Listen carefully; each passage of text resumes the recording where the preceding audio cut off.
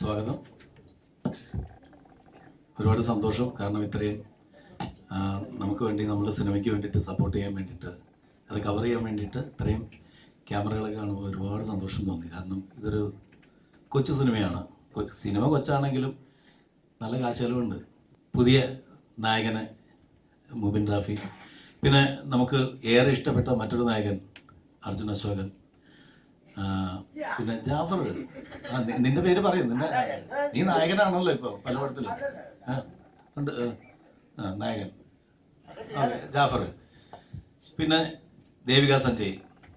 ഒരുപാട് നമ്മൾ ഇഷ്ടമുള്ള കുട്ടികളിൽ ഒരാൾ, അതായത് മകൾ, പിന്നെ ഞാൻ പ്രകാശനല്ലേ ഫസ്റ്റ് പടം. അപ്പോൾ അതിലൂടെയൊക്കെ നമുക്ക് സുപരിചിതയായ കുട്ടിയാണ്. അതുവരെ നമുക്ക് വളരെ രസകരമായിട്ട് കണ്ടിരിക്കാൻ പറ്റും എന്ന് വിശ്വസിക്കുന്ന ഒരു സിനിമ. ഒരു പ്രേക്ഷകന്റെ സ്ഥാനത്ത് നിന്നാണ് ഞാൻ പറയുന്നത്. അങ്ങനെ കൂടുതൽ തള്ളി മറിക്കണമൊന്നുമില്ലാതെ ആസ്വദിക്കാൻ പറ്റുന്ന ഒരു കൊച്ചു സിനിമയായിരിക്കും. ഇനി മൈക്ക് ഞാൻ അർജുന അശോകന് അച്ചു.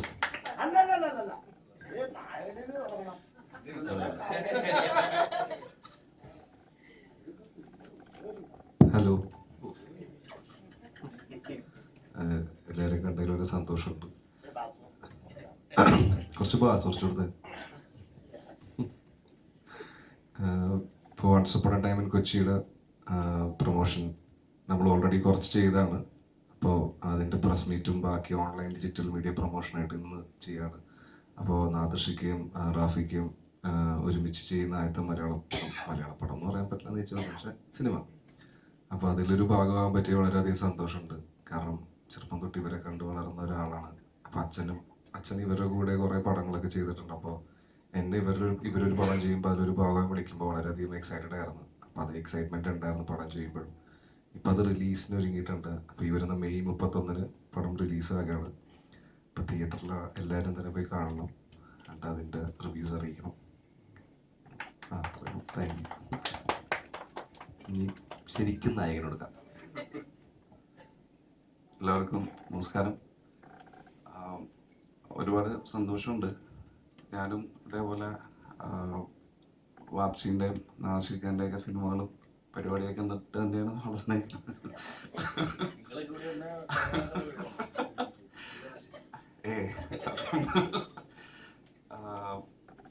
അപ്പം ഇങ്ങനൊരു ഓപ്പർച്യൂണിറ്റി കിട്ടിയാൽ ഒരുപാട് സന്തോഷം.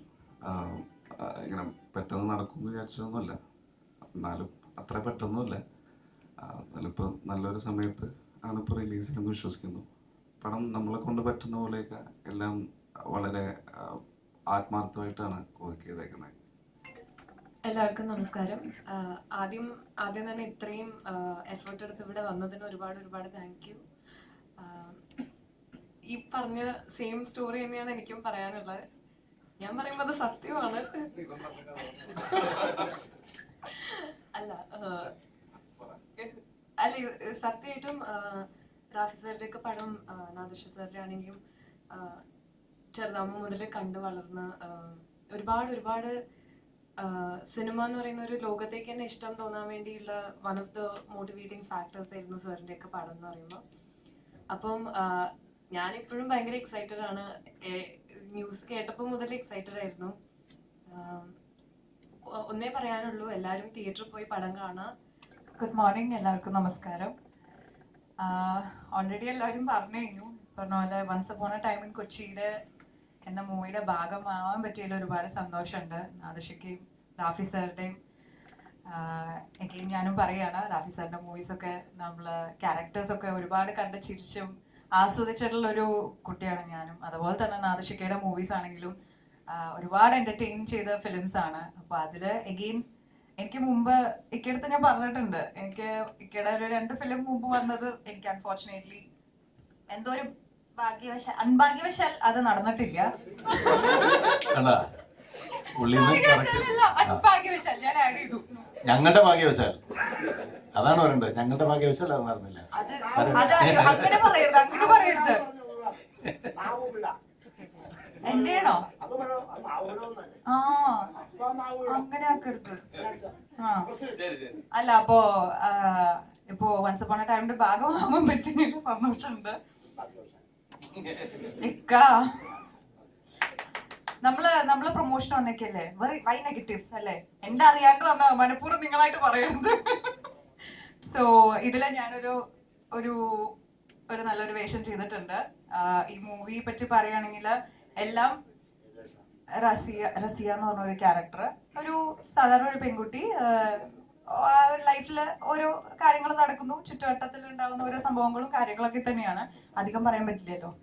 അപ്പോ നല്ലൊരു ക്യൂട്ട് ഫിലിമാണ്. ഇക്ക പറഞ്ഞ പോലെ എന്റർടൈനിങ് ആണ്. എന്നാ ഫൈറ്റ് ഉണ്ടോ? അതുണ്ട്. എല്ലാം അടങ്ങിയ ഒരു മൂവിയാണ്. അപ്പൊ 31st റിലീസ് ആവാണ് once upon a time in Kochi. So കൊച്ചിക്കാരും എല്ലാവരും ചേർന്ന് മൂവി കണ്ട് നിങ്ങളുടെ വിലയേറിയ അഭിപ്രായങ്ങൾ ഞങ്ങളെ അറിയിക്കുക. എപ്പോഴും കൂടി ഉണ്ടാവുന്ന വിചാരിക്കുന്നു. സപ്പോർട്ട് ചെയ്യുക. Thank you. Once upon a time in Kochi എന്ന് പേരിട്ടെന്ന് മാത്രമേ ഉള്ളൂ. പക്ഷെ ഇത് കൊച്ചിയിൽ മാത്രം നടക്കുന്ന കഥയല്ല. ഇത് എല്ലാ പട്ടണങ്ങളിലും സാധാരണഗതിയിൽ ഇന്ത്യയിലെ ഏത് പട്ടണത്തിൽ വേണമെങ്കിലും സംഭവിക്കാവുന്ന കഥയാണ്. അത് വൺസ് അപ്പോൺ ഇപ്പം നമ്മൾ കൊച്ചിയിൽ ഷൂട്ട് ചെയ്തതിൻ്റെ പേരിൽ പിന്നെ ഈ once upon a time in Mumbai എന്നൊക്കെ പറഞ്ഞിട്ട് സിനിമകൾ വന്നിട്ടുള്ളതാണ്. അപ്പോൾ കൊച്ചി എന്ന് പറയുന്ന സിനിമകൾ വരാത്തത്. അപ്പോൾ നമ്മൾ ഷൂട്ട് ചെയ്തത് കൊച്ചിയാണ്. പിന്നെ നമ്മളെ സംബന്ധിച്ച് നമുക്ക് എന്തും പറയാവുന്ന ഫ്രീഡം ഉള്ള നമ്മളുടെ സ്വന്തം നാടല്ലേ. അപ്പോൾ അതിൽ കഥാപാത്രങ്ങളെ വെച്ചിട്ട് നമ്മൾ നമ്മുടെ ഒരു പട്ടണത്തിൽ സംഭവിക്കുന്ന കഥ എന്ന് പറഞ്ഞിട്ടുള്ളൂ. പക്ഷെ ഇത് ഏത് പട്ടണത്തിലും സംഭവിക്കാം. എക്സൈറ്റ്മെന്റ് ഉണ്ടാവും. അപ്പം പൊതുവെ നെപ്പോസിന്റെ ഒരു കാലം കൂടിയാണ്. അപ്പം വേണമെന്ന് വെച്ചിരുന്നാൽ താങ്കൾക്ക് വേണമെങ്കിൽ ഇൻഡസ്ട്രി നേരത്തെ കയറാം. നല്ലൊരു എസ്റ്റാബ്ലിഷ് ആയ ഒരാളാണ് താങ്കളുടെ ഫാദർ. വേണമെന്ന് വിചാരിച്ച ഒരു ആക്ടറായിട്ടോ അല്ലെങ്കിൽ ഒരു കരിയർ നല്ല രീതിയിൽ ഗ്രോത്ത് ഉണ്ടാക്കാൻ പറ്റുന്ന ഒരാളായിരുന്നു. പക്ഷെ അങ്ങനെ അല്ലാതെ പഠിച്ച് അസിസ്റ്റന്റായി അസോസിയേറ്റിൽ വർക്ക് ചെയ്തിട്ട് ശേഷമാണ് ഇപ്പോൾ ഒരു അഭിനയത്തിലോടൊന്ന് കയറിയത്. ശരിക്കും എന്റേതായിട്ട് ഐഡന്റിറ്റി ഉണ്ടാക്കി കഴിഞ്ഞിട്ട് കയറിയാൽ മതി അങ്ങനെ ഇത് ഉള്ളതുകൊണ്ടാണോ? ഇല്ല, ഞാൻ നേരത്തെ കയറണമെന്ന് വേണമെന്ന് വിചാരിച്ചാ, പക്ഷെ ബാക്കിയുള്ളവർ വിചാരിച്ച അതുകൊണ്ടാണ് വൈകിയത്. ഇല്ല, ഞാൻ കോളേജില് ഫസ്റ്റ് ഇയർ വിഷ്വൽ കമ്മ്യൂണിക്കേഷനാണ് പഠിച്ചത്. അപ്പോൾ അപ്പൊ തന്നെ ഞാൻ വാപ്ചടുത്ത് ചാൻസ് ചോദിച്ചിട്ടുണ്ടായിരുന്നു. അപ്പോൾ വാപ്ച പറഞ്ഞ ഒരു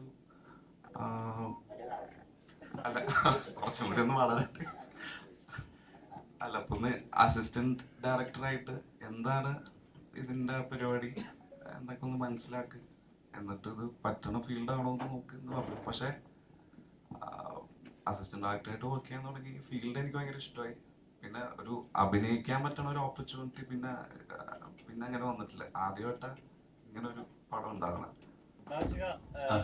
താങ്കൾ റാഫിയായിട്ട് കൂട്ടിയെടുത്ത് ഒരുപാട് എക്സ്പെക്ടേഷൻ, പക്ഷെ എക്സ്പെക്ട് ചെയ്യരുത്, ഓവർ എക്സ്പെക്ടേഷൻ വേണ്ട. ശരിക്കും പറഞ്ഞാൽ എന്താ റിവ്യൂസിനെ അതിനെ പേടിക്കുന്നുണ്ട്. ഇപ്പൊ പലപ്പോഴും അങ്ങനെയല്ല, ഞാൻ പറയട്ടെ, എന്താ പറയുക, ഇതിനകത്ത് ഇല്ലാത്ത കാര്യങ്ങൾ തള്ളി പറിക്കാൻ വേണ്ടിയിട്ട് പറ്റൂല്ലോ. അതുകൊണ്ടാണ്. കാരണം ഞാൻ പറയാം, ഒന്നും പ്രതീക്ഷിക്കാതെ വന്നു കഴിഞ്ഞാൽ എന്തെങ്കിലും നമുക്ക് കിട്ടും എന്ന് മാത്രം വിചാരിച്ചാൽ മതി. ഒറ്റ വാക്കി പറഞ്ഞതാണ്. കാരണം ഒരുപാട് പ്രതീക്ഷയോടുകൂടി ഈ സിനിമ അങ്ങനെയായിരിക്കും ഇങ്ങനെയായിരിക്കും എന്ന് പറഞ്ഞിട്ട് നമ്മളൊരു അങ്ങനെ പ്രതീക്ഷിച്ചിട്ട് വരുമ്പോഴാണ്, അത് കിട്ടാതെ വരുമ്പോഴാണ് നമുക്ക് വരുന്ന പ്രശ്നം. അപ്പോൾ ഇതിനകത്ത് ഒന്നും കിട്ടില്ല എന്ന് തന്നെ വിചാരിച്ചിട്ട് വന്നാൽ മതി. അപ്പോൾ കാണുമ്പോൾ ഇത് കുഴപ്പമില്ല എന്ന് തോന്നണമെങ്കിൽ നമുക്ക് അങ്ങനെ പറ്റുള്ളൂ. ഇപ്പോൾ റാഫിക്ക നാദിർഷ എന്ന് പറയുന്ന ഈ രണ്ട് ടീമിൽ നിന്ന് ആദ്യം തൊട്ട് അവസാനം വരെ ഒരു ചിരിപ്പടമാണെന്നുള്ളൊരു ധാരണ വന്നു കഴിഞ്ഞിട്ടുണ്ടെങ്കിൽ അതങ്ങനെയല്ല എന്ന് പറഞ്ഞതാണ്. ഇതിനകത്ത് എന്ന ചിരിയുണ്ട്, പക്ഷെ ഒരു ടോട്ടൽ നിങ്ങൾ കണ്ടിരിക്കുമ്പോൾ നിങ്ങൾക്ക് ബോറടിക്കാത്തൊരു സിനിമയായിരിക്കും. മുബിനെ ഇൻട്രൊഡ്യൂസ് ചെയ്യുമ്പോൾ ഈ സിനിമയിൽ മുബിനാണ് ഈ സിനിമയിൽ മെയിൻ റോൾ ചെയ്യേണ്ടത്, അല്ലെങ്കിൽ കഥാപാത്രത്തിൽ മുബിനാണ് കറക്റ്റ് ആയിട്ട് തോന്നിയാൽ അങ്ങനെ എന്തുകൊണ്ടാണ് അങ്ങനെ? അങ്ങനെയല്ല, ഇതിനകത്ത് സിനിമയിലിപ്പോൾ ഇവരെല്ലാവരും മുബിനും പിന്നെ അർജുൻ അശോകനും ഷൈൻ ടോം ചാക്കോ ഇവരെല്ലാം വലിയ വലിയ വേഷങ്ങളാണ് ചെയ്തിരിക്കുന്നത്. അപ്പോൾ അങ്ങനെ ഒരു അതിൽ പ്രധാനപ്പെട്ട ഒരു രണ്ട് ക്യാരക്ടേഴ്സിൽ ഇവർ രണ്ടുപേരും അർജുനും മുബിയും ചെയ്തിരിക്കുന്നത്. അപ്പോൾ അതിൽ നമ്മളെ സംബന്ധിച്ചിട്ട് നമ്മൾ ആദ്യം പിന്നെ ഈ മുബിന് ഒരു എക്സ്പീരിയൻസ് ഉള്ളതെന്ന് വെച്ചിട്ടുണ്ടെങ്കിൽ മുബിൻ അഭിനയിച്ച ഷോർട്ട് ഫിലിംസൊക്കെ ഞാൻ കണ്ടിട്ടുണ്ട്. ബെസ്റ്റ് ആക്ടർ ഒക്കെ കിട്ടിയിട്ടുള്ള കക്ഷിയാണ്. ഇത് എവിടെ ഇരുന്നത്? പുറത്തറിയാൻ കൊള്ളില്ലാത്ത സാധനമാണ്. അത് എൻ്റെ അടുത്ത് ഇപ്പോഴാണ് പറയണത്. ഇത് നേരത്തെ പറഞ്ഞില്ല, ആദ്യം പറഞ്ഞത് ഇങ്ങനെ ഇത് ഇത്രയും പേര് മത്സരിച്ചിട്ട് എനിക്കാണ് കിട്ടിയെന്നൊക്കെ പറഞ്ഞു. അപ്പൊ ഇനിയിപ്പോ എന്ത് അന്വേഷിക്കാൻ പോയില്ലടാ. ഏതായാലും ഞാനത് കണ്ടു, എനിക്ക് ഭയങ്കര ഇഷ്ടമായി. പിന്നെ അത് മാത്രമല്ല, നമ്മൾ ഈ നേരത്തെ പറഞ്ഞ പോലെ സിനിമയുടെ പിന്നിൽ പ്രവർത്തിച്ച ഒരു എക്സ്പീരിയൻസ് ഉണ്ട് മൂവിന്. ഞാൻ റാഫിക്കയുടെ ഒരു സിനിമയുടെ ഷൂട്ടിംഗ് കാണാൻ ഇപ്പോഴാണ് ഞാൻ കാണുമ്പോൾ ഇവൻ അതിൽ അസോസിയേറ്റ് ഡയറക്ടറായിട്ട് വർക്ക് ചെയ്യുകയാണ്. അപ്പോൾ ഞാൻ നോക്കിയപ്പോൾ വെയിലും കൊണ്ട് ഇങ്ങനെ ഓടിപ്പാഞ്ഞിറങ്ങും. ഞാൻ റാഫിക്കയോട് ചോദിച്ചു, ഇവൻ അഭിനയിപ്പിക്കാൻ പറ്റില്ലേ ഇയാളുടെ പടത്തിലെന്ന് ചോദിച്ചു. അപ്പോൾ എൻ്റെ അടുത്തുനിന്ന് ഇയാളല്ലേ പുതിയ ആൾക്കാരെ പരീക്ഷണം നടത്തുന്ന ആൾ, ഇയാൾ തന്നെ ചെയ്യുന്നു പറഞ്ഞു. അപ്പം ഞാനൊരു ചെവിക്കൊടി കേട്ട് മറ്റു ചെവിക്കൊടി കളഞ്ഞു. പക്ഷെ കറങ്ങി തിരിഞ്ഞാൽ അത് ഈ പറഞ്ഞ പോലെ നമ്മൾ ചില കാര്യങ്ങൾ നമ്മൾ പോലും പ്രതീക്ഷിക്കാതെ നമുക്ക് നല്ല കാര്യങ്ങൾ വന്നു ചേരുന്നു എന്ന് പറഞ്ഞ കൂട്ടത്തിൽ എനിക്ക് നല്ല ഞാൻ അതിൽ തൃപ്തനാണ്.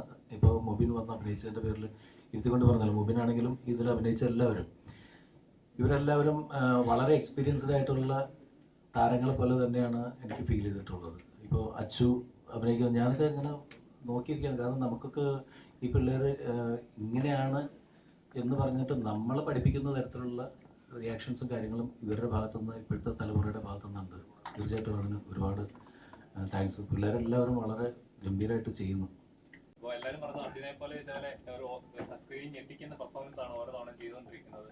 പ്രമേയത്തിലെ പെർഫോമൻസ് അനുസരിച്ച് അപ്പോൾ ഓരോ സിനിമ കഴിയുമ്പോൾ കരിയർ നല്ല ഗ്രോത്ത് ഉണ്ടാകുന്നുണ്ട്. ഗ്രാഫ് അതേപോലെ കീപ്പ് ചെയ്യുന്നത്.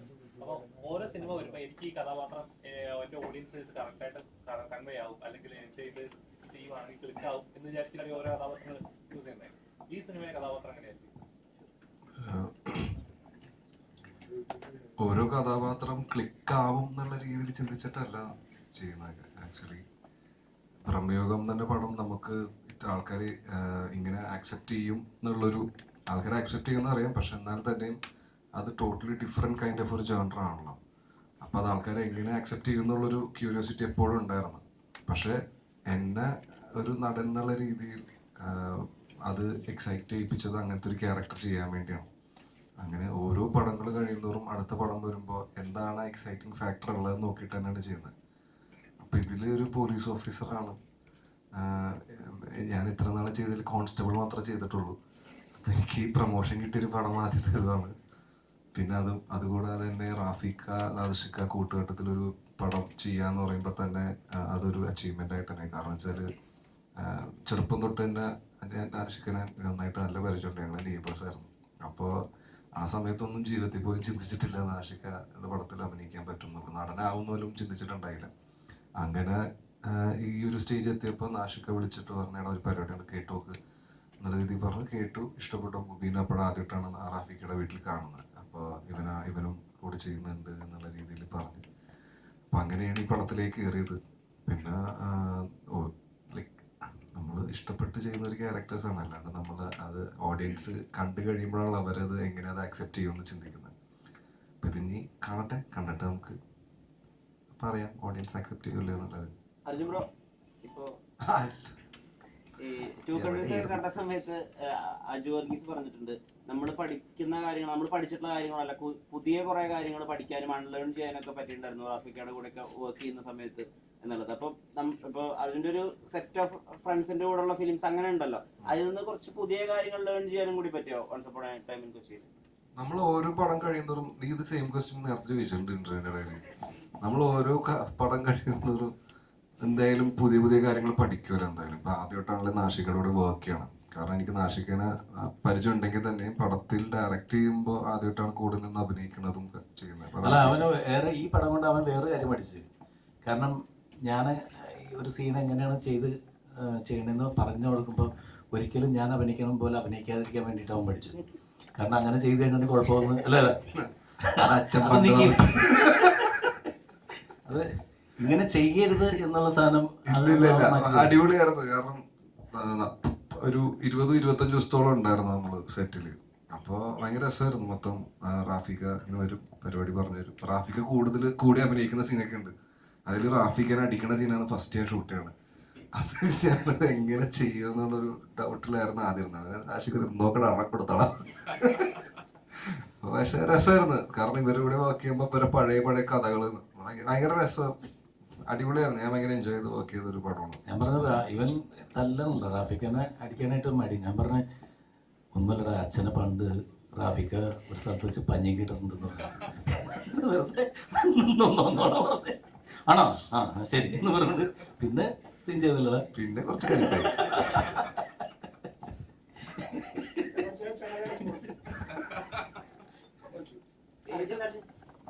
അപ്പോൾ ഒരു സിനിമയേക്കാൾ കൂടുതൽ ഒരു കഥാപാത്രത്തെ ആഘോഷിച്ചിട്ടുണ്ടെങ്കിൽ രമണൻ എന്നുള്ള കഥാപാത്രം എപ്പോഴും മുൻപിലുണ്ട്. ട്രോളുകളിലായാലും അല്ലെങ്കിൽ ഇപ്പോൾ ഒരു മെയ് ദിനം വരുമ്പോൾ മുതലാളിയുടെ മുഖത്ത് നോക്കി ചെറ്റയെന്ന് വിളിച്ച ഏക തൊഴിലാളി രമണനാണെന്ന തരത്തിലുള്ള നെറേറ്റീവുകളൊക്കെ വരുന്നുണ്ട്.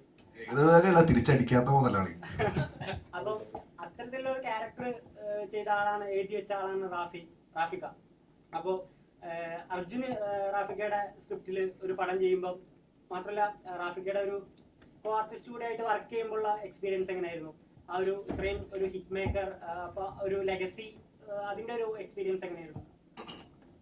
ഇതില് ഇപ്പൊ നിങ്ങൾ പറഞ്ഞ പോലെ പഞ്ചാബി ഹൗസ് പോലെ ബാക്ക് ടു ബാക്ക് കോമഡി ആയിട്ടുള്ള പടമല്ല. സിറ്റുവേഷനലി കുറച്ച് ത്രില്ലറും കാര്യങ്ങളായിട്ട് പറഞ്ഞു പോകുന്ന ഒരു സബ്ജക്റ്റ് ആണ്. അപ്പൊ അതില് തമാശ ഉണ്ട്, ഇല്ല എന്നല്ല പറയണേ. പക്ഷെ ഇവരുടെ ക്യാരക്ടറൈസേഷൻ എന്ന് പറയുമ്പോൾ ഭയങ്കര രസമാണ്. കാരണം ചെറിയ മൈന്യൂട്ട് കാര്യങ്ങളൊക്കെ ഉണ്ടാവും. നമ്മള് ചെറിയ അത് പടം കാണുമ്പോൾ കറക്റ്റ് മനസ്സിലാവും. അപ്പൊ അതൊക്കെ പിടിക്കാൻ പറയും നമ്മളെടുത്ത്. അപ്പൊ അത് ത്രൂ ഔട്ട് പടം കണ്ടു കഴിയുമ്പോൾ ആ ഒരു ക്യാരക്ടറൈസേഷൻ അവര് ഓൾറെഡി ഉണ്ട്. അപ്പൊ അങ്ങനെ രസം പരിപാടിയാണ്. അപ്പൊ നമുക്ക് എല്ലാവരും പറഞ്ഞു അർജുനെ പോലെ ഇതേപോലെ ഒരു സ്ക്രീൻ ഞെട്ടിക്കുന്ന പെർഫോമൻസ് ആണ് ഓരോ തവണ ചെയ്തുകൊണ്ടിരിക്കുന്നത്. പ്രമേയത്തിലെ പെർഫോമൻസ് അല്ലെ. അപ്പോൾ ഓരോ സിനിമ കഴിയുമ്പോൾ കരിയർ നല്ല ഗ്രോത്ത് ഉണ്ടാകുന്നുണ്ട്. ഗ്രാഫ് അതേപോലെ കീപ്പ് ചെയ്യുന്നത്. അപ്പോൾ ഓരോ സിനിമ വരുമ്പോൾ എനിക്ക് ഈ കഥാപാത്രം എൻ്റെ ഓഡിയൻസ് ഇത് കറക്റ്റായിട്ട് കൺവേ ആവും, അല്ലെങ്കിൽ എൻ്റെ ഇത് ചെയ്യുവാണെങ്കിൽ ക്ലിക്ക് ആവും എന്ന് വിചാരിച്ചിട്ട് ഓരോ കഥാപാത്രങ്ങൾ ചൂസ് ചെയ്യുന്നത്. ഈ സിനിമയുടെ കഥാപാത്രം എങ്ങനെയായിരിക്കും? ഓരോ കഥാപാത്രം ക്ലിക്ക് ആവും എന്നുള്ള രീതിയിൽ ചിന്തിച്ചിട്ടല്ല ചെയ്യുന്നത്. ആക്ച്വലി പ്രമേയം തന്നെ പടം നമുക്ക് ഇത്ര ആൾക്കാർ ഇങ്ങനെ ആക്സെപ്റ്റ് ചെയ്യും എന്നുള്ളൊരു, ആൾക്കാരെ ആക്സെപ്റ്റ് ചെയ്യുമെന്ന് അറിയാം. പക്ഷെ എന്നാൽ തന്നെയും അത് ടോട്ടലി ഡിഫറെൻറ്റ് കൈൻഡ് ഓഫ് ഒരു ജോണർ ആണല്ലോ. അപ്പം അത് ആൾക്കാരെ എങ്ങനെ ആക്സെപ്റ്റ് ചെയ്യും എന്നുള്ളൊരു ക്യൂരിയോസിറ്റി എപ്പോഴും ഉണ്ടായിരുന്നു. പക്ഷെ എന്നെ ഒരു നടൻ എന്നുള്ള രീതിയിൽ അത് എക്സൈറ്റ് ചെയ്യിപ്പിച്ചത് അങ്ങനത്തെ ഒരു ക്യാരക്ടർ ചെയ്യാൻ വേണ്ടിയാണ്. അങ്ങനെ ഓരോ പടങ്ങൾ കഴിയുന്നതോറും അടുത്ത പടം വരുമ്പോൾ എന്താണ് എക്സൈറ്റിംഗ് ഫാക്ടർ ഉള്ളതെന്ന് നോക്കിയിട്ട് തന്നെയാണ് ചെയ്യുന്നത്.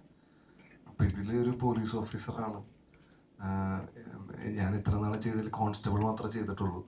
അപ്പം എനിക്ക് ഈ പ്രൊമോഷൻ കിട്ടിയൊരു പടം ആദ്യത്തെ ഇതാണ്. പിന്നെ അതുകൂടാതെ തന്നെ റാഫിക്ക നാദിഷിക്ക കൂട്ടുകെട്ടത്തിലൊരു പടം ചെയ്യാന്ന് പറയുമ്പോൾ തന്നെ അതൊരു അച്ചീവ്മെൻ്റ് ആയിട്ട് തന്നെ. കാരണം വെച്ചാൽ ചെറുപ്പം തൊട്ട് തന്നെ നാദിഷിക്കനെ നന്നായിട്ട് നല്ല പരിചയമുണ്ട്. ഞങ്ങൾ നെയ്ബേഴ്സ് ആയിരുന്നു. അപ്പോൾ ആ സമയത്തൊന്നും ജീവിതത്തിൽ പോലും ചിന്തിച്ചിട്ടില്ല നാദിഷിക്ക എന്ന പടത്തിൽ അഭിനയിക്കാൻ പറ്റുന്നുള്ളൂ. നടനാവുന്നതിലും ചിന്തിച്ചിട്ടുണ്ടായില്ല. അങ്ങനെ ഈ ഒരു സ്റ്റേജ് എത്തിയപ്പോൾ നാദിഷിക്ക വിളിച്ചിട്ട് പറഞ്ഞാൽ ഒരു പരിപാടിയാണ്, കേട്ടു നോക്ക് നല്ല രീതിയിൽ പറഞ്ഞു. കേട്ടു, ഇഷ്ടപ്പെട്ടു. മുബീന അപ്പോഴും ആദ്യമായിട്ടാണ് റാഫിക്കയുടെ വീട്ടിൽ കാണുന്നത്. അപ്പോൾ ഇവനും കൂടെ ചെയ്യുന്നുണ്ട് എന്നുള്ള രീതിയിൽ പറഞ്ഞു. അപ്പം അങ്ങനെയാണ് ഈ പടത്തിലേക്ക് കയറിയത്. പിന്നെ ലൈക്ക് നമ്മൾ ഇഷ്ടപ്പെട്ട് ചെയ്യുന്ന ഒരു ക്യാരക്ടേഴ്സാണ്. അല്ലാണ്ട് നമ്മൾ അത് ഓഡിയൻസ് കണ്ടു കഴിയുമ്പോഴാണ് അവരത് എങ്ങനെ അത് അക്സെപ്റ്റ് ചെയ്യുമെന്ന് ചിന്തിക്കുന്നത്. അപ്പം ഇതിനി കണ്ടിട്ട് നമുക്ക് പറയാം ഓഡിയൻസ് അക്സെപ്റ്റ് ചെയ്യില്ല എന്നുള്ളത്. അർജുൻ ബ്രോ, ഇപ്പോ ഈ ടു കൺട്രീസ് കണ്ട സമയത്ത് അജു വർഗീസ് പറഞ്ഞിട്ടുണ്ട്, നമ്മൾ പഠിക്കുന്ന കാര്യങ്ങൾ, നമ്മൾ പഠിച്ചിട്ടുള്ള കാര്യങ്ങളല്ല, പുതിയ കുറെ കാര്യങ്ങൾ പഠിക്കാനും അൺലേൺ ചെയ്യാനൊക്കെ പറ്റിയിട്ടുണ്ടായിരുന്നു റാഫിക്കയുടെ കൂടെ ഒക്കെ വർക്ക് ചെയ്യുന്ന സമയത്ത് എന്നുള്ളത്. അപ്പം ഇപ്പോൾ അതിൻ്റെ ഒരു സെറ്റ് ഓഫ് ഫ്രണ്ട്സിന്റെ കൂടെ ഉള്ള ഫിലിംസ് അങ്ങനെ ഉണ്ടല്ലോ, അതിൽ നിന്ന് കുറച്ച് പുതിയ കാര്യങ്ങൾ ലേൺ ചെയ്യാനും കൂടി പറ്റുമോ once upon a time in കൊച്ചിയിൽ? നമ്മൾ ഓരോ പടം കഴിയുന്നതും, നീ ഇത് സെയിം ക്വസ്റ്റ്യൻ നേരത്തെ ചോദിച്ചിട്ടുണ്ട് ഇന്റർവ്യൂവിന്റെ ഇടയിൽ. നമ്മൾ ഓരോ പടം കഴിയുന്നതും എന്തായാലും പുതിയ പുതിയ കാര്യങ്ങൾ പഠിക്കുമല്ലോ. എന്തായാലും ഇപ്പൊ ആദ്യമായിട്ടാണല്ലോ നാഷിക്കയോട് വർക്ക് ചെയ്യണം. കാരണം എനിക്ക് നാഷിക്കനെ പരിചയം ഉണ്ടെങ്കിൽ തന്നെ പടത്തിൽ ഡയറക്റ്റ് ചെയ്യുമ്പോൾ ആദ്യമായിട്ടാണ് കൂടെ നിന്ന് അഭിനയിക്കുന്നതും ചെയ്യുന്നത്. അല്ല, അവന് വേറെ ഈ പടം കൊണ്ട് അവൻ വേറെ കാര്യം പഠിച്ചു. കാരണം ഞാൻ ഒരു സീൻ എങ്ങനെയാണ് ചെയ്യണമെന്ന് പറഞ്ഞു കൊടുക്കുമ്പോൾ ഒരിക്കലും ഞാൻ അഭിനയിക്കണം പോലെ അഭിനയിക്കാതിരിക്കാൻ വേണ്ടിയിട്ട് അവൻ പഠിച്ചു. കാരണം അങ്ങനെ ചെയ്ത് കഴിഞ്ഞാൽ കുഴപ്പമൊന്നും അല്ല. അത് ഇങ്ങനെ ചെയ്യരുത് എന്നുള്ള സാധനം അടിപൊളിയായിരുന്നു. കാരണം ഒരു 20-25 ദിവസത്തോളം ഉണ്ടായിരുന്നു നമ്മള് സെറ്റില്. അപ്പോൾ ഭയങ്കര രസമായിരുന്നു. മൊത്തം റാഫിക്ക ഇങ്ങനെ വരും, പരിപാടി പറഞ്ഞു തരും. റാഫിക്ക കൂടി അഭിനയിക്കുന്ന സീനൊക്കെ ഉണ്ട്. അതിൽ റാഫിക്കനെ അടിക്കുന്ന സീനാണ് ഫസ്റ്റ് ഞാൻ ഷൂട്ട് ചെയ്യണത്. അത് ഞാനത് എങ്ങനെ ചെയ്യുമെന്നുള്ളൊരു ഡൗട്ടിലായിരുന്നു ആദ്യം. റാഫിക്ക നോക്കണ അറപ്പെടുത്തണം. പക്ഷെ രസമായിരുന്നു. കാരണം ഇവരുടെ കൂടെ വർക്ക് ചെയ്യുമ്പോൾ ഇവരെ പഴയ കഥകൾ ഭയങ്കര രസം, അടിപൊളിയായിരുന്നു. ഞാൻ ഭയങ്കര എൻജോയ് ചെയ്ത് വർക്ക് ചെയ്ത ഒരു പടമാണ്. ഞാൻ പറഞ്ഞത് ഇവൻ തല്ലണല്ലോ റാഫിക്കനെ അടിക്കാനായിട്ട് മടി. ഞാൻ പറഞ്ഞ ഒന്നുമില്ലടാ, അച്ഛനെ പണ്ട് റാഫിക്ക ഒരു സ്ഥലത്ത് വെച്ച് പഞ്ഞിക്കിട്ടുണ്ടെന്ന് വെറുതെ പറഞ്ഞേ. ആണോ? ആ ശരി എന്ന് പറഞ്ഞിട്ട് പിന്നെ സീൻ ചെയ്തില്ലടാ. പിന്നെ കുറച്ച് കളിപ്പായി.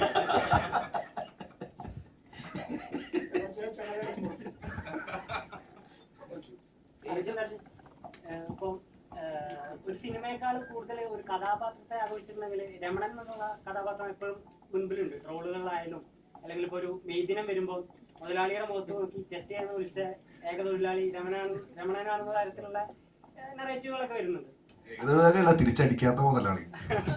അപ്പം അത്തരത്തിലുള്ള ഒരു ക്യാരക്ടർ ചെയ്ത ആളാണ്, എഴുതി വെച്ച ആളാണ് റാഫിക്ക.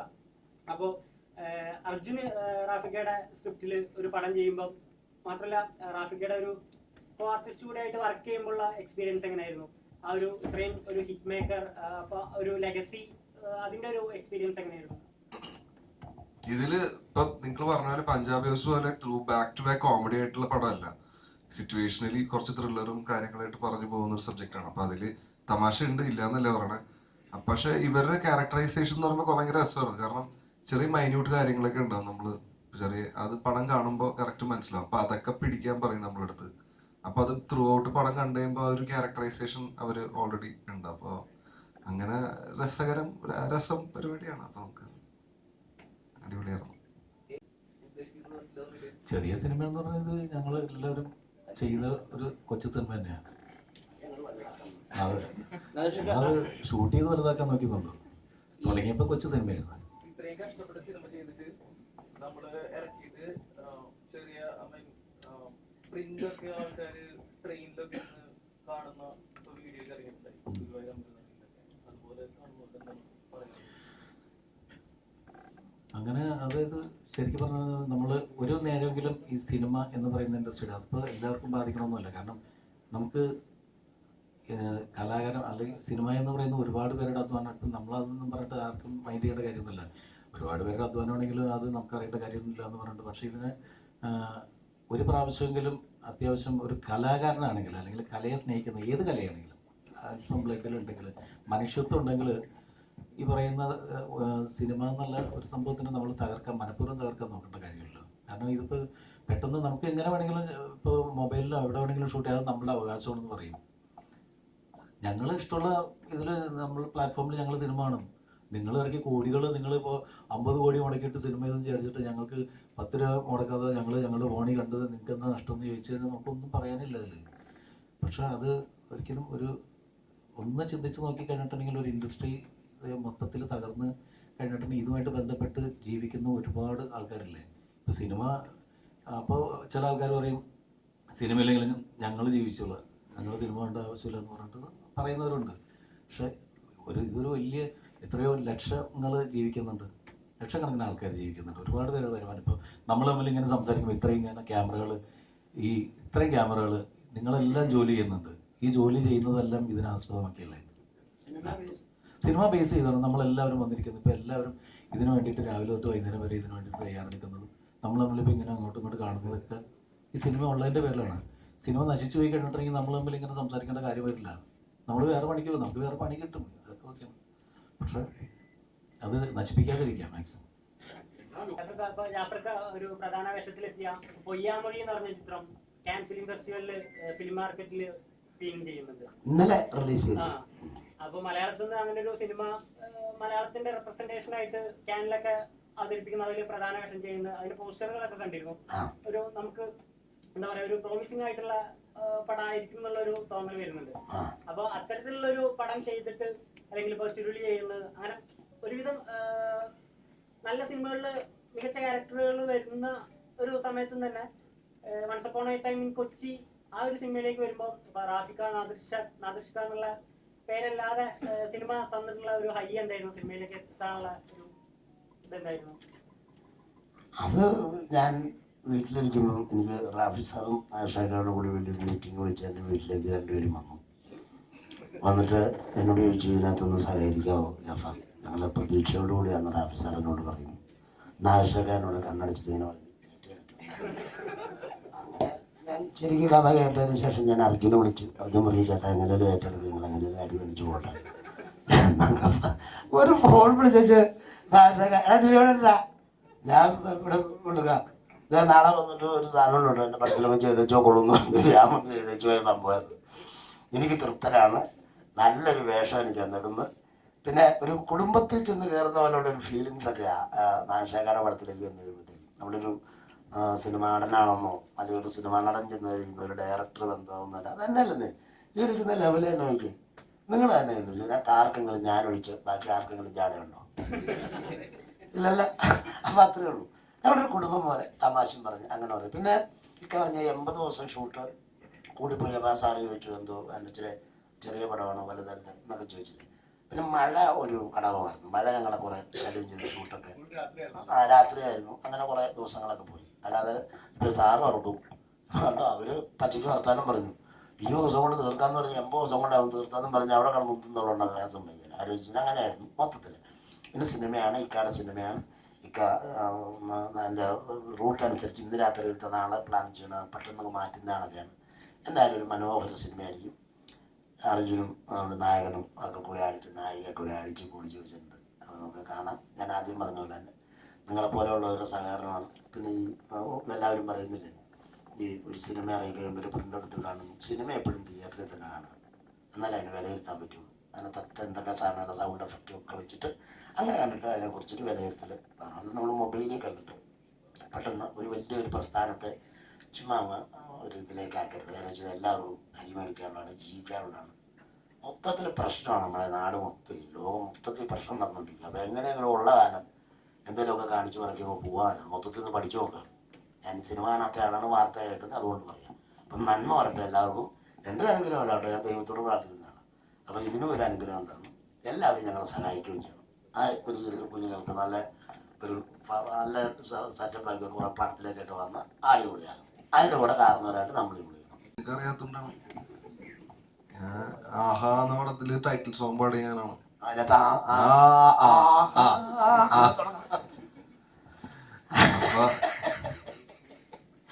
പാട്ട് ശരിയാണല്ല. ഏത് പാട്ട്? ആഹാ. ഏത്? ഇപ്പൊ പറഞ്ഞില്ല ആഹാ. ആരാ? ആഹാ. അങ്ങനെ കിടക്കണമൊന്നുമില്ല. ഇപ്പൊ ഇങ്ങനെ കുഴപ്പമില്ലാണ്ട് പോകുന്നുണ്ട്. അപ്പൊ ഇതുപോലെ തന്നെ അങ്ങോട്ട് പോയാൽ മതി എന്നാണ്. ഓക്കെ അല്ലേ? അർജുനെ ഓരോ സിനിമ ചെയ്യുമ്പോഴും നമ്മുടെ ഈ സിനിമ പോലീസ് കഥാപാത്രം എന്ന് പറയും. അപ്പം ഇതിനു മുമ്പ് ചെയ്തിട്ടുള്ള കോൺസ്റ്റബിൾ വേഷങ്ങളൊക്കെ ഉണ്ടല്ലോ. അപ്പം ഇതില് ഓരോ പോലീസ് കഥാപാത്രം ചെയ്യുന്ന സമയത്തും അതിലൊരു മോഡുലേഷൻ ഉണ്ടാവുമല്ലോ. ഐ മീൻ ഫിസിക്കലി ആയാലും ശരി, ചെയ്യുന്ന പെർഫോമൻസ് ആയാലും ശരി. ഇതിലെ കഥാപാത്രം ചെയ്യാനായിട്ട് എത്രത്തോളം കേട്ടിട്ടുണ്ട്? പറയാനായിട്ട് കുറച്ചാള് വർക്കൗട്ട് ചെയ്ത് നമുക്ക് പോയായിരുന്നു, കുറച്ച് മാസത്തിലേക്ക് വെക്കാൻ. പക്ഷെ കുഴപ്പമില്ലാണ്ടായി തോന്നുന്നു. കണ്ടിട്ട് പറയാൻ എന്താ പറയാനാ. അദർശിക്ക ഈ കട്ടപ്പനയിലെ ഹൃതിക് റോഷൻ ചെയ്യുന്ന സമയത്ത് അതിലെ നായകനും വിഷ്ണുവിനും ചെറിയ സാമ്യങ്ങളുണ്ടായിരുന്നു കഥാപാത്രപരമായിട്ട് പോലും. അതുകൊണ്ടാണ് അതിൽ അദ്ദേഹം നായകനായി എത്തിയത്. ഈ ഇതിലിങ്ങനെ കൊച്ചിയിലുള്ള വളരെ യൂത്ത്ഫുൾ ആയിട്ടുള്ള ഒരു പയ്യൻ അതിലേക്ക് മുബി തന്നെ വേണം, അതെന്തുകൊണ്ടാണ്? അങ്ങനെയല്ല, അത് ഒരു പുതിയ കഥാപാത്രം അല്ലെങ്കിൽ ഒരു പുതിയ രൂപം എന്ന് പറയുന്ന സംഭവത്തിന് നമുക്കത് പിന്നെ അതിന് വേണ്ടിയിട്ടൊരു പുതിയ ആളെ കൊണ്ടുവന്ന് ആളെ അഭിനയിപ്പിച്ച് തീരൂ എന്ന് പറയുന്നുള്ള വാശിയൊന്നുമല്ല. നോക്കിയാണ് നന്നായിട്ട് ചെയ്യുന്നുണ്ട്. പിന്നെ ആ ക്യാരക്ടർ ചെയ്യാനായിട്ടുള്ള രൂപവും ഭാവവും കാര്യങ്ങളൊക്കെ ഉണ്ട് എന്ന് തോന്നിയപ്പോഴാണ് സംഭവിച്ചത്. അല്ലാണ്ട് പെട്ടെന്ന് മുബിയോടുള്ളൊരു ഇഷ്ടത്തിന് മുബീനെ കൊണ്ടുവന്ന് നായകനാക്കാൻ വേണ്ടിയിട്ട് നമ്മളങ്ങനെ ശ്രമിക്കുന്നില്ല. കഥാപാത്രത്തിന് ആപ്റ്റാണെങ്കിൽ മാത്രമേ നമ്മൾ ആരെയാണെങ്കിലും, അതിപ്പോൾ ഞാൻ മാത്രമല്ല, അത് സ്ക്രിപ്റ്റ് എഴുതിയത് റാഫിക്കാണ്. റാഫിക്ക ആണെങ്കിൽ പോലും സമ്മതിക്കില്ല. അത് ഓക്കെ അല്ലെങ്കിൽ വേണ്ടെന്ന് പറയുള്ളൂ. അത് വേണ്ട, വേറെ ആരെങ്കിലും ആലോചിക്കാൻ പറയും. അപ്പം നമുക്ക് ഓക്കെയാണ് എൻ്റെ പേരിൽ ചെയ്താൽ. ഈ തമാശകൾ എഴുതും തമാശകൾ ഉണ്ടാക്കുകയൊക്കെ ചെയ്യുമ്പോൾ ഇപ്പോൾ ഒരുപാട് ചർച്ചകളുണ്ടല്ലോ. ഒരു തമാശ എടുത്ത് ആ തമാശ എങ്ങനെയൊക്കെയാണ് അതിന്റെ പൊളിറ്റിക്കൽ എഫക്റ്റീവ്നെസ് എന്നൊക്കെ പറഞ്ഞിട്ട്. അപ്പൊ ഇപ്പോൾ തമാശ പറയുമ്പോഴോ എഴുതുമ്പോഴോ സിനിമയിൽ അങ്ങനെയുള്ള ശ്രദ്ധകളൊക്കെ ഉണ്ടാവാറുണ്ടോ? അങ്ങനെയല്ല, അത് ഓരോ കാലഘട്ടത്തിനനുസരിച്ചിട്ട് മാറിക്കൊണ്ടിരിക്കുമല്ലേ. തമാശകളുടെ കാര്യത്തിൽ മാത്രമല്ല, എല്ലാത്തിൻ്റെ കാര്യത്തിൽ എല്ലാ ചിന്താഗതി എല്ലാം മാറിക്കൊണ്ടിരിക്കുക എല്ലാവരും. അപ്പോൾ അതനുസരിച്ചിട്ട് നമ്മൾ ചില കാര്യങ്ങൾ സൂക്ഷിക്കണം. അപ്പോൾ കാരണം വെച്ചിട്ടുണ്ടെങ്കിൽ മെജോറിറ്റി അതിന് നമുക്ക് ഇന്ന ചില പണ്ട് നമ്മൾ മിമിക്രി കാലഘട്ടങ്ങളിൽ ചെയ്തുകൊണ്ടിരിക്കുന്ന സമയത്ത് ഉള്ള കഥാപാത്രങ്ങളിൽ പള്ളിയിലച്ഛനും പൂജാരിയും മുസ്ലിയാരും ഒക്കെ നമ്മൾ അനുസ്യൂതം നമ്മൾ ഉപയോഗിച്ചുകൊണ്ടിരുന്ന കഥാപാത്രങ്ങളാണ്. പക്ഷേ ഇപ്പോൾ അങ്ങനെയുള്ള കോമഡിയൊക്കെ സൃഷ്ടിക്കുകയാണെങ്കിൽ അത് ഒന്ന് ആലോചിച്ചില്ലെങ്കിൽ കുഴപ്പമാവും. അതുപോലെ തന്നെയാണ് സിനിമയുടെ കാര്യത്തിലും. സിനിമയിലും നമ്മൾ പറയുന്ന അല്ലെങ്കിൽ സൃഷ്ടിക്കുന്ന കഥാപാത്രങ്ങൾ ആർക്കെങ്കിലുമൊക്കെ നോവിക്കുന്നുണ്ടെങ്കിൽ നമ്മളത് വേണ്ടെന്ന് വയ്ക്കുക എന്ന് പറയുന്നത് തന്നെയാണ്. അത് ഉത്തമമായിട്ടുള്ള ഇപ്പോഴത്തെ സാഹചര്യത്തിൻ്റെ അനുസരിച്ചിട്ട് കാര്യം. അല്ലെങ്കിൽ പിന്നെ നമ്മളത് നേരിടാനുള്ള ചങ്കൂറ്റവും ധൈര്യമൊക്കെ നമുക്ക് വേണം. നമുക്കത് അതിനുള്ള ശേഷിയില്ല. അതിൻ്റെ പേരിൽ നമ്മൾ സൂക്ഷിക്കും. കാർഷിക ഒരു സിനിമയുടെ പൂർണ്ണ സ്വാതന്ത്ര്യം അതിന്റെ ഡയറക്ടറിനും റൈറ്ററിനും അതിന്റെ സൃഷ്ടി എങ്ങനെയായിരിക്കണം, അതിന്റെ കഥ എങ്ങനെയാവണം, ഒരു അതിന്റെ സൃഷ്ടിയുടെ പൂർണ്ണ ഉത്തരവാദിത്വം അതിന്റെ ഡയറക്ടറും റൈറ്ററും ആയിരിക്കും തീരുമാനിക്കുന്നത്. പക്ഷേ ഇതൊന്നും അല്ലാതെ ഒരു സെൻസർ ബോർഡ് തന്നിട്ട് ഈ സീൻ വേണ്ട, അല്ലെങ്കിൽ അവിടെ അത് വേണ്ട, ഇവിടെ ഇത് വേണ്ട തീരുമാനിക്കുമ്പോൾ ഒരു ആ കഥയുടെ എലമെന്റ് തന്നെ ചിലപ്പോൾ നഷ്ടപ്പെട്ടു പോകും. പല സിനിമകൾ അങ്ങനെ പോയിട്ടുണ്ട്. അപ്പോൾ അങ്ങനെ ചെയ്യുന്നത് ശരിയാണെന്ന് വിശ്വസിക്കുന്നുണ്ടോ? അങ്ങനെയല്ല, നമുക്ക് നമ്മളുടേതായ സൃഷ്ടികൾ അങ്ങനെ ചെയ്യണമെന്നും നമുക്കൊരു തോന്നലുണ്ടാവും. നമ്മളിപ്പോൾ റൈറ്റർ പറയും അല്ലെങ്കിൽ ഡയറക്ടർ, നമുക്ക് ചില കാര്യങ്ങൾ ആ സിനിമയിൽ നമുക്ക് അങ്ങനെ തന്നെ ചെയ്ത് തീരുള്ളൂ. അല്ലെങ്കിൽ ചിലപ്പോൾ മനസ്സിലാവില്ല, കഥ മനസ്സിലാകാതെ പോകും. അങ്ങനെയുള്ള സീൻസ് നമ്മൾ അതിൽ നിന്ന് കട്ട് ചെയ്ത് കളഞ്ഞു കഴിഞ്ഞിട്ടുണ്ടെങ്കിൽ, അല്ലെങ്കിൽ അത് ഷൂട്ട് ചെയ്യുമ്പോൾ തന്നെ നമുക്കറിയാം ഈ സീൻ സെൻസർ ബോർഡിൽ ചെല്ലുമ്പോൾ പ്രശ്നമാകും, അല്ലെങ്കിൽ ആ ഡയലോഗ് പ്രശ്നമാകും. ചിലപ്പോൾ ആ സീനില്ലെങ്കിൽ ആ കഥ പൂർണ്ണമാകാനായിട്ട് പാടായിരിക്കും. അപ്പോൾ എന്താണെന്ന് വെച്ചിട്ടുണ്ടെങ്കിൽ അത് ഉൾപ്പെടുത്തിയിട്ട് ആ സമയത്ത് സെൻസർ ബോർഡ് ക്ലീൻ യു കിട്ടുന്ന സ്ഥലത്ത് ആ ഒരൊറ്റ സീനിൻ്റെ പേരിൽ UA ആയി മാറും. അതിനൊക്കെ നമ്മൾ തയ്യാറായിട്ട് തന്നെ, കാരണം അത് സിനിമയെ നശിപ്പിക്കേണ്ടെന്ന് കഥാകൃത്തും ഡയറക്ടർക്ക് എല്ലാവർക്കും ആഗ്രഹമുള്ളതിൻ്റെ പേരിലാണ് പല സിനിമകളും അങ്ങനെ തന്നെ. അല്ലെങ്കിൽ ചില സിനിമകൾ അതുമല്ലാത്ത സർട്ടിഫിക്കറ്റിലേക്കൊക്കെ സർട്ടിഫിക്കറ്റ് വരെ വന്ന് ചിലപ്പോൾ ആ ഒരൊറ്റ സീനിൻ്റെ പേരിലായിരിക്കും. അത് സെൻസർ നിയമങ്ങൾ മാത്രം സമയം അങ്ങനെയൊന്നുമല്ല. അതിപ്പോൾ ഓരോ കാലഘട്ടം അനുസരിച്ചിട്ട് ഞാൻ പറഞ്ഞില്ലേ, ഇപ്പം നമ്മൾ മാറുന്നതനുസരിച്ചിട്ട് അവർ ഓരോ നിയമങ്ങൾ ഉണ്ടാക്കി വെക്കുന്നുണ്ട്. നിയമങ്ങളനുസരിക്കാൻ ബാധ്യസ്ഥരാണ് നമ്മൾ ഒരാൾ വാശി പിടിച്ചിട്ട്, ഇപ്പം ഞാൻ പറയട്ടെ, എനിക്കിഷ്ടമുള്ള സിനിമ എനിക്ക് ഷൂട്ട് ചെയ്യാം, അത് അവർക്ക് ഇഷ്ടമുള്ള സർട്ടിഫിക്കറ്റ് അവർ തരും. അപ്പോൾ നമുക്ക് എന്ത് ചെയ്യാൻ പറ്റും? നമുക്കായിട്ട് മാറ്റാൻ പറ്റുമല്ലോ. അപ്പോൾ നമ്മളത് തീരുമാനിച്ചിട്ട് നമുക്ക് ഇന്ന സർട്ടിഫിക്കറ്റ് അല്ലെങ്കിൽ ഇന്ന കാറ്റഗറിയിൽ സിനിമ ആണ് ഞാൻ ചെയ്യാൻ തീരുമാനിക്കണമെന്ന് വെച്ചിട്ടുണ്ടെങ്കിൽ സിനിമ റിലീസ് ചെയ്യേണ്ടെന്ന് ആരും പറയുന്നില്ല. പക്ഷെ അവർ ആ സമയത്ത് അവർ എന്താണെന്ന് വെച്ചിട്ടുണ്ടെങ്കിൽ അവരുടെ തീരുമാനത്തിലേക്ക് നമ്മൾ വിട്ടുകൊടുക്കേണ്ടി വരും. വളരെ കംഫർട്ടബിൾ ആയിട്ടുള്ള ആർട്ടിസ്റ്റ്. ഇപ്പോൾ നേരത്തെ വിഷ്ണുവിനെ വെച്ചിട്ട് നമ്മൾ കട്ടപ്പന ചെയ്യുന്ന സമയത്ത് അത് അവർ തന്നെ റൈറ്റേഴ്സ്, പിന്നെ വിഷ്ണു തന്നെ. അപ്പോൾ അവർക്ക് കൃത്യമായിട്ട് അറിയാവുന്ന ഇപ്പോൾ ഇദ്ദേഹത്തെ സംബന്ധിച്ച് ചില ഈ ഫൈറ്റും ഡാൻസും മറ്റുള്ള ആക്ഷൻ അങ്ങനെയുള്ള സീക്വൻസൊക്കെ ചെയ്യാനായിട്ട് എല്ലാവർക്കും പുതിയ ഒരാൾക്ക് പറ്റും. പക്ഷേ ഹ്യൂമർ ചെയ്ത് ഫലിപ്പിക്കുക എന്ന് പറയുന്നത് ചെറിയ ബുദ്ധിമുട്ടുള്ള കാര്യമാണ്. അതുവരെ വഴങ്ങുന്ന ഒരാളെ കിട്ടിയെന്ന് പറയുന്നതിൻ്റെ ഒരു സന്തോഷമുണ്ട്. അതെല്ലാവർക്കും പെട്ടെന്ന് വഴങ്ങുന്ന ഒരു കാര്യമല്ല തമാശ എന്ന് പറയുന്നത്. തമാശ അങ്ങനെ നമുക്കത് ചെയ്യുമ്പോൾ അത് മറ്റുള്ളവർക്ക് കൂടി അത് ഓക്കെ ആണെന്ന് തോന്നുന്ന തരത്തിലുള്ള ചെയ്യാൻ പറ്റുന്ന പുതിയ പിള്ളേരെ കിട്ടുമ്പോൾ നമുക്ക് വളരെ സന്തോഷം തോന്നും. കോമഡി സീൻസ് ആയിരുന്നല്ലേ നമ്മൾ ചെയ്യുന്നത്. നിന്നെ അറിയിക്കാണ്ട് ഈ ഷൂട്ട് ചെയ്തല്ലേ. അവിടെ നിന്ന് വെള്ളം കുടിക്കണപ്പോ എനിക്ക് മനസ്സിലായി എന്തോ